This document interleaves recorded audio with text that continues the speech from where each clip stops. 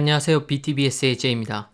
오늘은 캐나다 집 살 때 이건 꼭 알아야 한다. 모기지 기본편입니다. 캐나다에 처음 오셔서 집을 구매하려는 분들께서 많이 걱정하시는 부분이 모기지, 즉 대출이 아닐까 합니다. 무엇보다 잘 모르는 용어와 다른 개념들 때문이죠. 그래서 이런 것 때문에 많이 힘들어 하십니다. 물론 저도 그랬습니다. 스트레스 테스트, 고정금리, 변동금리, 모기지 브로커 익숙하시나요?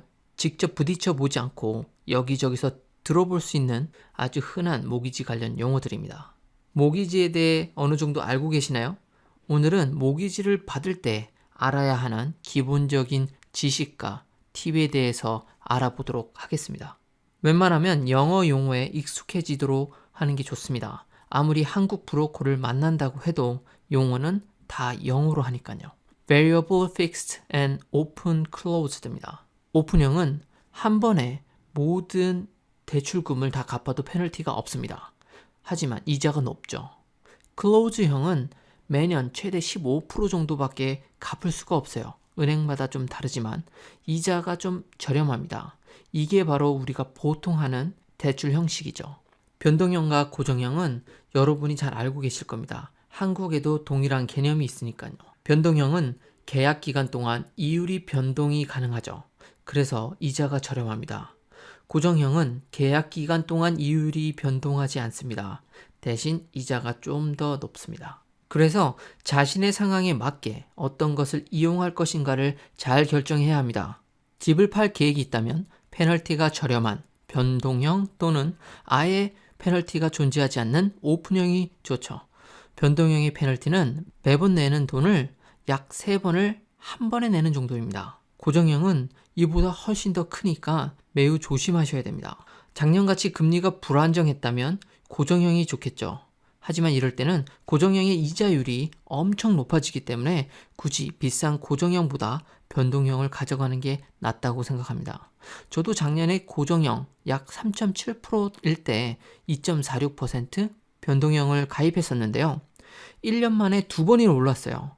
하지만 오른 그 퍼센테이지가 2.86%였습니다. 그래도 고정형보다 낮았습니다. 대출 상환 주기가 약 4가지 종류가 있습니다.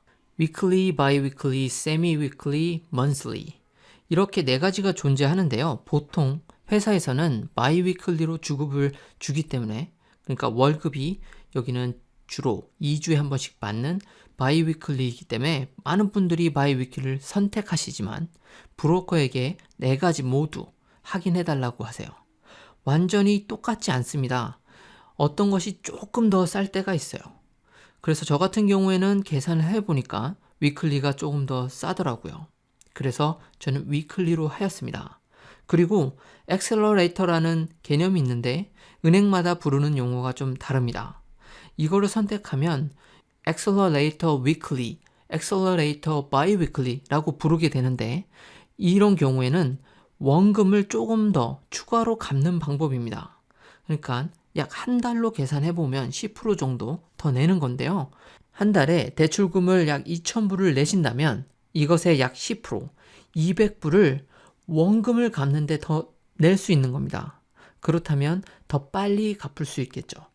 Amortization, 대출 상환 기간입니다. 대출 상환 기간에는 25년으로 할 것인지 또는 30년으로 할 것인지 정하는 건데요. 가장 큰 차이점은 이자금의 차이겠죠. 30년이 당연히 25년도보다는 토탈 내는 이자액은 높습니다. 하지만 매달 내는 돈은 더 낮아지죠. 이와 관련된 내용은 다음 영상에서 잘 설명해 놓았으니 참고하시기 바랍니다. 보험입니다. 다운 페이먼트를 약 20% 이하를 내게 되면 무조건 들어야 하는 거죠. 그런데 요즘에는 스트레스 테스트 때문에 더 많은 분들이 보험을 들고 있습니다. 근데 이게 조금 비쌉니다. 약 15,000불에서 20,000불 정도이기 때문에 다운 페이먼트를 많이 내고 이 돈을 좀 아끼는 것이 좋을 수 있습니다. 하지만 요즘 은행에서는 많은 것을 요구하고 있기 때문에 만약 은행에서 이를 들기를 원한다면 어쩔 수 없이 내야 합니다. 자, 이 정도의 내용을 아셨다면 이제 모기지 프리어프루브를 받으러 가셔서 당황하지 않으실 겁니다. 가서 무엇을 물어봐야 되는지도 조금은 알고 계신 거죠. 가서 많은 이야기를 해보시고 원하는 집이 있으시다면 지금 은행에 가셔서 또는 브로커를 만나셔서 모기지 프리어프브를 받으시고 3개월 안에 집 계약을 하면 이때 받은 레이트를 보장받으실 수 있습니다. 오늘은 모기지 기본에 대해서 알아보았습니다. 다음 시간에는 모기지 팁편인데요. 이때는 제가 경험했던 이야기로부터 많은 팁들을 공유하려고 합니다. 이 영상이 좋으셨다면 구독과 좋아요 부탁드립니다. 감사합니다.